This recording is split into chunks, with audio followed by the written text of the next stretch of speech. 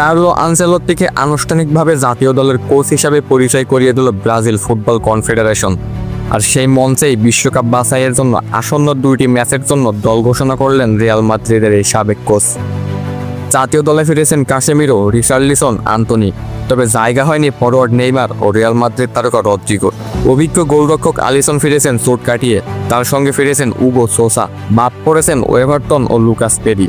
সর্বশেষ আর্জেন্টিনার বিপক্ষে খেলা দল থেকে অনেকগুলো পরিবর্তন এনেছেন আনচেলত্তি। পিএসজি ডিফেন্ডার বেরালদো টিকে গেছেন দলে। ক্লাবের হয়ে ভালো পারফরমেন্সের পুরস্কার হিসাবে আলেক্সান্দ্রো বিবেইরো, কার্লো আগস্তো পেয়েছেন দলে জায়গা। এছাড়াও রিয়াল মাদ্রিদে তাকে দীর্ঘদিন কোচিং করিয়েছেন সেই কাসেমিরোকে দলে ফিরিয়েছেন আনচেলত্তি। সঙ্গে দলে জায়গা করে নিয়েছেন আন্দ্রেস পেরেইরা, তবে বাদ পড়েছে জোলিংটন। ধারে স্প্যানিশ ক্লাব রিয়াল বেটিসে গিয়ে যেন নিজেকে নতুন করে ফিরে পেয়েছেন আন্তোনি। তারই পুরস্কার হিসাবে জাতীয় দলে ফিরেছেন তিনি আবারও।